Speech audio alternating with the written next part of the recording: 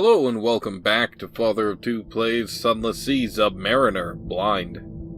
Last time, we limped our way home with very little crew, and when we got there, we traded in our port reports, sold some things, sold some of our secrets, and now we're in Barnet on our way out.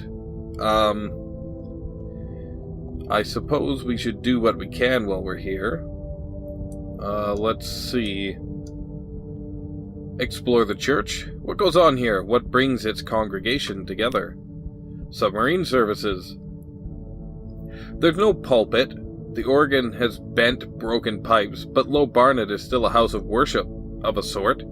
Groups of sailors gather in the aisles. The choir benches are clean, and face a makeshift stage, lantern-eyed fish behind colorful windows of stained glass. The door to the bell tower is guarded by two burly vergers. The tridents are a nice touch. I know we've read that before, but it's always nice to get the flavor. We can't participate in a story. And we can't do anything else, so let's check shops. Okay, so we could buy fuel for Tales of Terror. I suppose we should. And we could buy supplies for Memories of a Distant Shore, so that's pretty handy, actually. So we were heading to the Empire of Hands, and then south. We will travel a little ways under Z, and perhaps head back to the surface when things get too terrifying down here, which is quite likely. Oh, you know what? We actually want to go see the sisters, so we'll return to the surface now. I always forget about the oxygen. It's good that the screen flashes red when it's running out, because I would forget. And drown. For certain. Home waters. Sailors dawdle at the rail, watching for the lights of London. Well, we just left, boys. A quiet isle, a grand old house. Not receiving visitors? The parlor is empty. Where are the sisters? News. Reconnoiter the island, or visit the cellar. We need a mirror catch box, and I'm not sure where to get that. And we need a clayman. Okay. We'll keep an eye out for those things. Let's do this. The maid makes it clear, through a series of unwelcoming growls, that Phoebe, Lucy, and Cynthia are all three indisposed. No lunch today, apparently. News? Even when the sisters aren't feeling sociable, they could be tempted out of their lair by the smell of new stories. Knock and wait. You ask the sulphur-eyed maid to carry a few hints of your news to the sisters. Oddly enough, she comes back with a message that their headaches are cured and you're invited to lunch. Oh, okay. We did Cynthia... I don't mean it like that. We talked to Cynthia last time. And we'll talk to Lucy this time? The middle sister is sunny, restless, prone to giggles. A daft tale.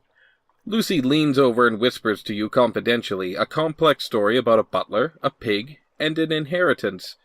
You don't follow all the details of the plot, but somehow the pig ends up in the attic and the butler in the vicar's bed, or a vicar's bed. Candles flicker, dishes enter and leave. And the wind butts gently at the window panes. By the time the plum pudding arrives, you're as cheerful as you've been in months. Oh, that was excellent. Thank you. Was it Cynthia? I need a drink here, pardon me. I believe it was Cynthia. And no, it was Lucy. We really needed that. The supplies are handy. And the Memories of a Distant Shores is nice, but the 10 terror reduction, that's just great. Go up to the house. Crunch across the gravel, up to the door. The brass of the door knockers is tarnished. The paint is beginning to peel in the salt Z air. No one answers, but the door is unlocked. Well, we have a 100% chance at success, so we might as well take it. As that is not a chance, but a guarantee. Words in darkness. The hall is dark, the parlor too. There are signs of disturbances here and there, a smashed cup, an overturned piano stool, scratches on the walls. You bend to pick up a page of paper and hold it to the light. It is An unfinished poem. You think the handwriting may be Phoebe's. The absent moon, the gnawing hunger in the heart, the well, the sea, a great many crossings out. There are sounds from downstairs, from the kitchen. You push open the door cautiously. Something clings to the ceiling. Something turns yellow eyes to you and hisses. Whoa. Terrifying. Of course we succeeded. We gained a terror. Some fragments. Something, somewhere, has changed. Huh.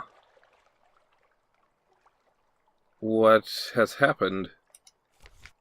The thing in the kitchen. Well, loot the house? Search the house? Or the thing in the kitchen? I'm interested in this. The yellow-eyed maid clings to the ceiling like a lizard. Fierce and wiry in her ragged uniform, she hisses furiously. Sss. When you advance a step, she scurries away to the far end of the room, still on the ceiling, weeping. Okay, terrifying. High-risk challenge or a chancy challenge?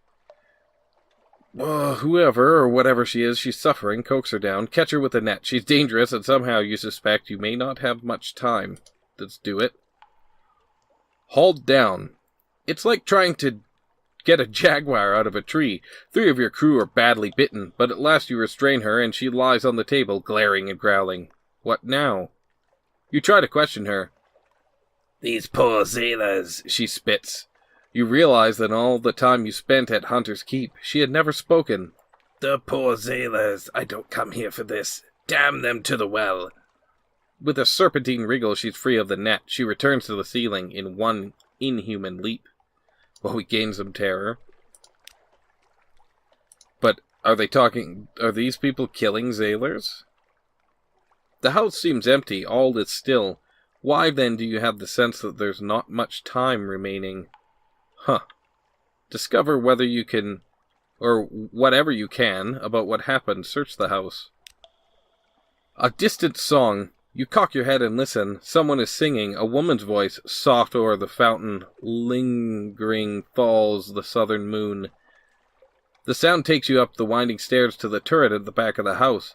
You try the door at the top. Locked. The sound ceases. It was Phoebe's voice.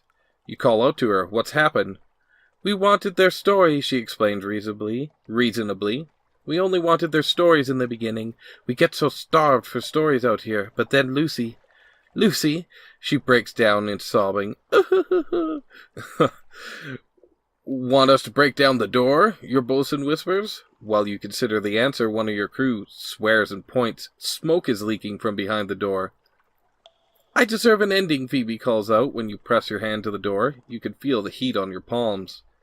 We succeeded. We got terror. We got a tale of terror. And Hunter's Keep is aflame. Oh, perhaps we can never do our mission now for this guy. Watch, it's all you can do. The fire begins in Phoebe's turret room, but it spreads quickly. Sailors tumble choking from the door as smoke billows out. The yellow-eyed maid leaps from a window and streaks across the lawn on all fours. Save Phoebe. Her mind may be lost to grief and madness, but at least perhaps you could save her flesh from the flames. Let's do it. A desperate rescue. A bucket chain passes up water from the Z, enough to slow the flames a fraction and to soak the clothes you wrap yourself in. You dash through the flames, your skin crisping, eyebrows sizzling, your hair grows back, patchy after. Phoebe is slumped against the wall. You seize her, sling her over your shoulder, dash out. The spine of the house breaks with a roar as the roof falls in. Sparks fly upwards, and the false stars so far above, towards the false stars above. The death of the house takes hours, but it is total. Only cinders shall remain. Phoebe weeps when she awakes, racking sobs that shake her body. You should have left me, is all that she will say for the longest time. Her face is horribly burned. She goes bandaged after, like the half-dead of the tomb colonies. Perhaps she's half-dead herself. It can be difficult to tell in the Neath. Well, so we lost a crew. We now have the scarred sister. She was the youngest sister of the Hunter's Keep 3. Now her home is gone. She will not show her face nor speak of what occurred, but she is prepared to use her education to help heal your crew. Huh. Is she a companion? We've lost 5 terror. And it's a blackened shell. The Keep's end. Perhaps we could never... Oh, no, we can do. Okay. Well, that's good. The lawns are weedy meadows walked by the wind. The gravel paths have sunk to mud. The house is a jumble of charred stones and timbers. Pick over the ruins of the great house. Fungus and cavern vines are already reclaiming the masonry. Okay, and then we can do the thing for our tireless mechanic eventually. Peace in the ruins. No one has come to reclaim Hunter's Keep despite its proximity to London. The place has an eerie reputation. It's difficult to see why today. The place is as peaceful as a folly in a park. The air is still. Far across the water, the lights of London glow. Lost some terror. And a memory of a distant shore. Ooh, and an outlandish artifact. Let's look again. Tumbled stones, the garden unwinding gently into disorder, week on week, nothing more. Huh. That's not what I expected. Let's, is it G? Do we have now a new officer? We do. The scarred sister, instead of the plausible surgeon. 5 hearts and doctors aboard. 1 heart. Yeah, okay. We read about her already. Okay. Cool. So we can have extra officers, and they just come with us. Let's speak to her quickly. She's usually in the sick bay or up on deck, listening to the wind, watching for the rare storms of the Unterzee. Invite her to dine with you. Increase your hearts. Confide in her, she'll confide in you.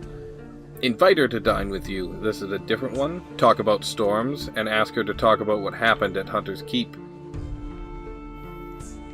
Let's talk to her about what happened. An abandoned meal. You broach the subject halfway through the cook's starter. Without a word, she pushes her plate away, stands, and leaves. Okay, we gained a little terror from that. We got lots of supplies. Let's just dine with her. Morose and uncommunicative. She picks at her food.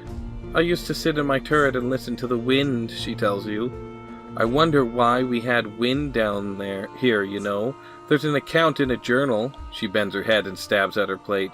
Perhaps she's thinking of her books burnt with Hunter's Keep.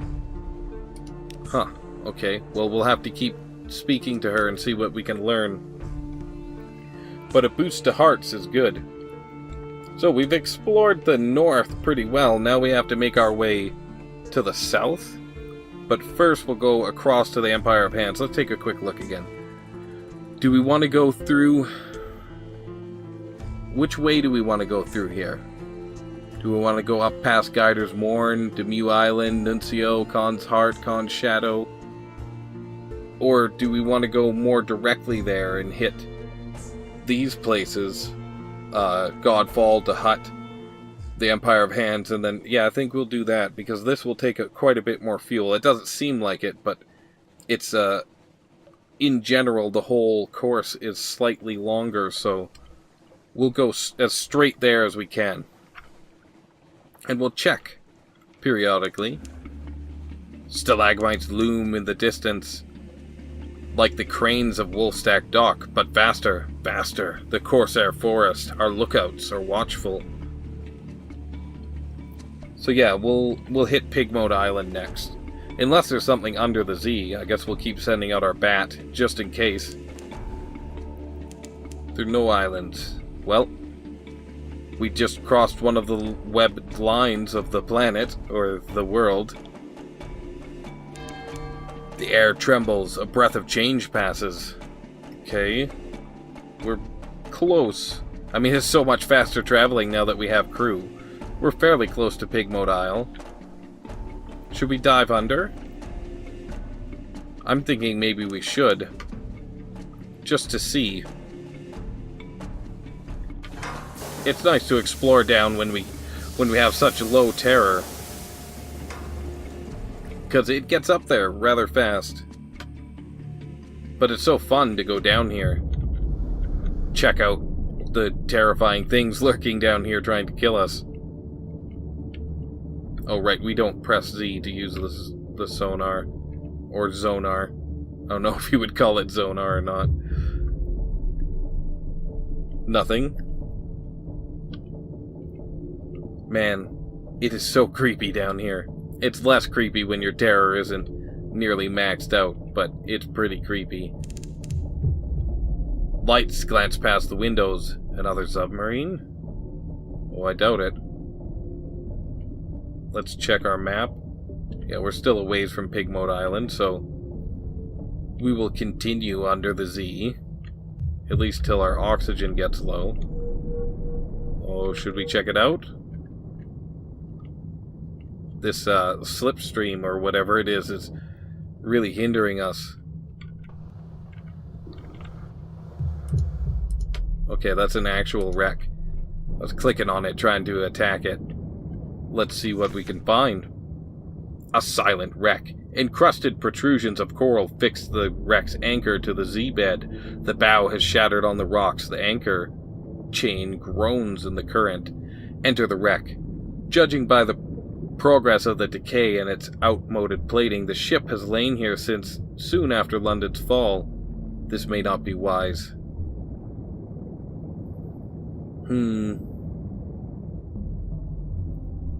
Let's do it. We're not going to leave well enough alone. That was a hard decision for me, but we're going for it. You don your diving suit. Your airline is extended to enable a thorough exploration. As you pick your way across the Z-bed to the wreck, you notice a weak light shining from within the ruptured bow. It illuminates a shoal of fish skirting around and away from the wreck. The cargo hold is yawning wide, offering easy entrance. Your bosun is to remain outside while the rest of you go in. She will sound the time in sevens. Be out in 14 minutes, she warns. After 7, the fear sets in. Twice that, the hallucinations. Thrice, you'll go dark. No coming back. So we gained a terror. The wreck groans as it resists the current. Footsteps come from above and below. Your crew just ahead, surely. Enter the boiler room. Leave. Enter the cargo hold. It's a 53% chance. Let's enter the boiler room. The door hangs ajar. The frame has suffered corrosion, but the hinges still hold. Coral-shrouded furnaces line the walls. The coke has whitened and compressed. It resembles clusters of small teeth. Part of the far wall has collapsed. Inside, a long hollow tube has been discarded. Part of a welder's torch. A way out? Go further. The ship shudders. Something large must have passed by. Go deeper? Yes. You press on through the murk. An old lantern crashes down an iron stairwell. Your foot must have caught it as you turned a corner. You follow it down and find yourself on an unfamiliar deck. Succeeded. The wreck groans as it resists the current. Footsteps come from above and below. Your crew just ahead, surely. Explore the cabins. Enter the stateroom. 31% and 45. Enter the stateroom. The ship sometimes carried passengers on its journeys. We failed. The hem of a black skirt disappears around the opposite door. You float after. We gain terror. Go further? Yeah, let's do it. We succeeded. Enter the engine room, a tough challenge. The walls are gouged and scorched. You hear the bosuns toll the bell. We succeeded. The engine is charred as though burnt from within. Pages from a waterlogged journal float forlornly by. A name catches your attention. This ship's navigator had the same name as yours. Well, that's creepy.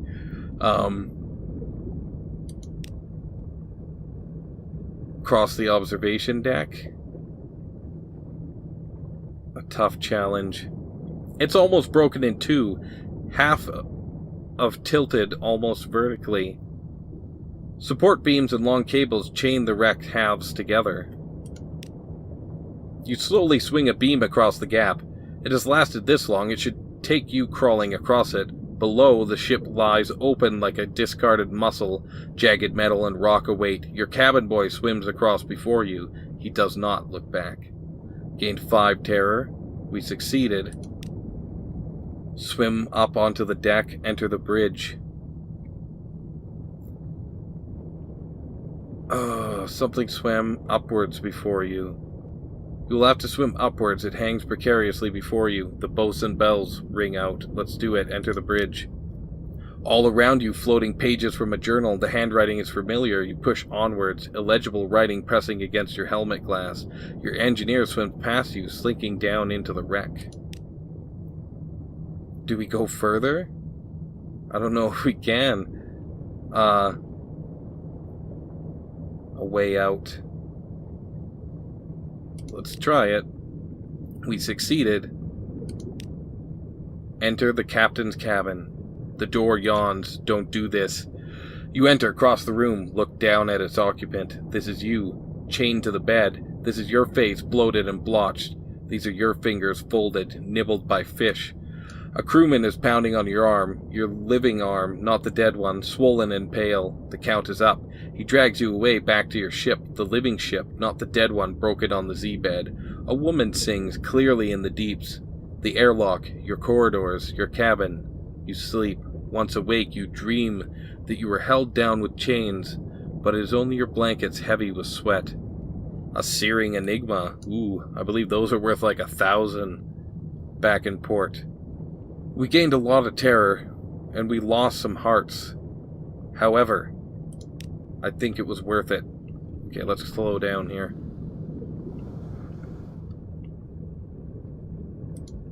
Another wreck. Well, before we run out of oxygen, we'll check this one out, and then I think we'll head to the surface. The wreck waits below, a dark shape in the water. What caused it to sink, and does anything salvageable remain?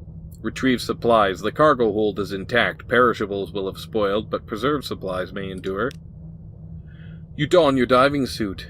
The hold is wretched, half-collapsed things, shattered beams and floating debris. Your navigator helps you move a spar of fallen steel, uncovering sealed boxes. They contain heavily salted biscuits, hardtack, preservatives, and lard. 1 supplies, not bad. Okay, there's so many things down here. Let's slow down and see what's up here. It moved. Yeah, it moved.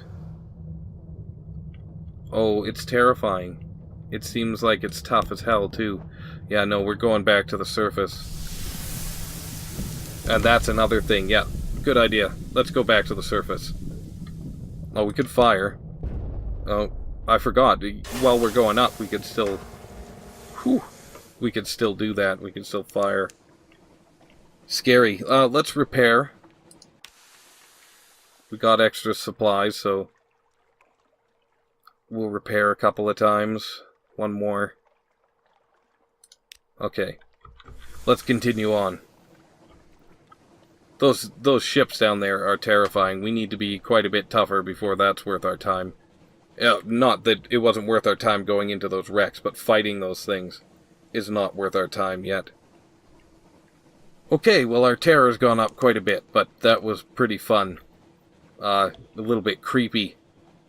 Do you think we really saw our own ship at the bottom of the Z?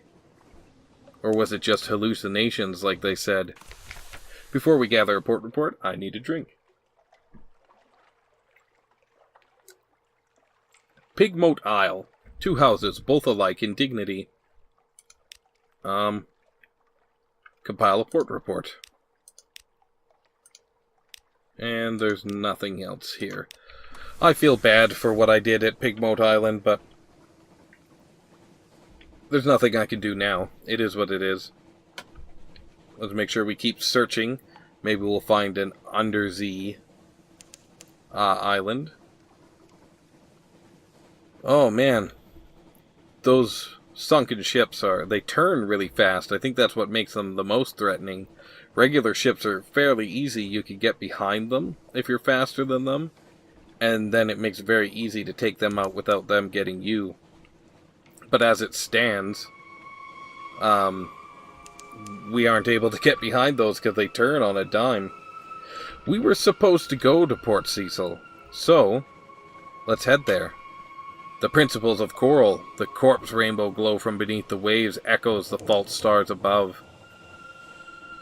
The Bidmead Reefs, and Downs 8. We're very close. We may as well make port and do whatever. I think we were supposed to come here for the Admiralty. So this may be a fruitful trip. We're going to have to buy supplies wherever we can, though, and not worry about the price, because we're running low on fuel and food. Not so low as to be worried yet, but low enough. Shops? Aye, we could buy, and the prices are not too high either.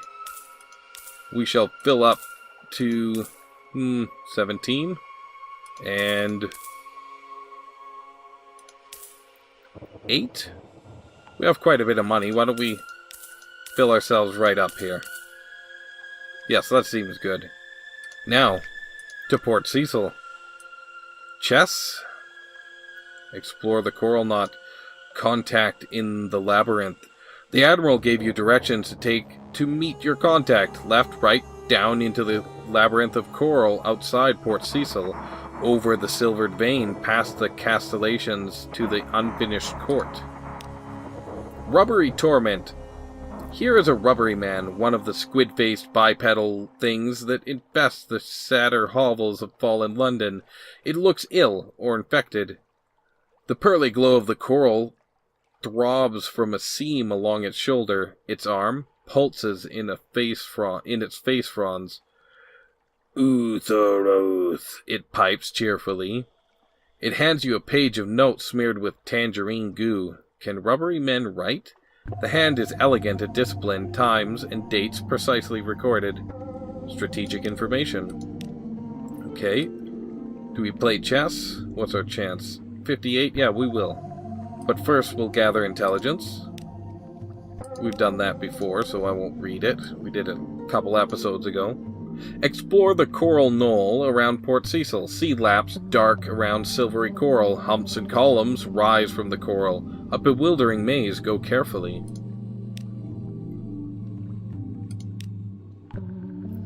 A raggedy fellow. Captain, I'm a good seaman. I'm yours if you'll have me. Will you have me? I'm hungry. I'll work hard. He seems likely enough, if a little ragged and sorrowful. Pays passage home. We could use an extra hand. We'll take him with us. Taking a chance. You won't be sorry. I'll work double watches. Ask anyone. They'll tell you I have a good name. Yes. Eventually you get him to stop talking. His enthusiasm is promising, if a little pitiable. There may be further effects from this decision. The sailor came begging to you for a berth. He's a good one. He's done good work, this one, but he's keeping a little shrine to Salt, the nameless god of the horizon, at the back of the hold. Permit it or forbid it?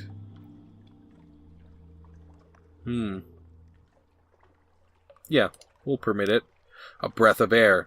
You let him keep his salt circle and his chalked arrow. That night, as you stand on the foredeck, a soft breeze comes out of the east. The salt's direction tussles your hair, passes. A certain matter has become clear. Well, let's play chess. A distraction. You don't often look at chess pieces, not really look. The bishops with their hooks, the knight with its mane and teeth, the kin and the cream, white mingled with red, the roots that pin the corner of the board to keep you safe from your opponents. You lift a paw to toy with it, touch its velvety pads. Checkmate, your opponent says. We lost, and we gained terror. Well, until next time, if you enjoyed it, please leave me a like, subscribe if you want to see more, and leave me a comment. Let me know what you thought. This is Father of Two, signing off.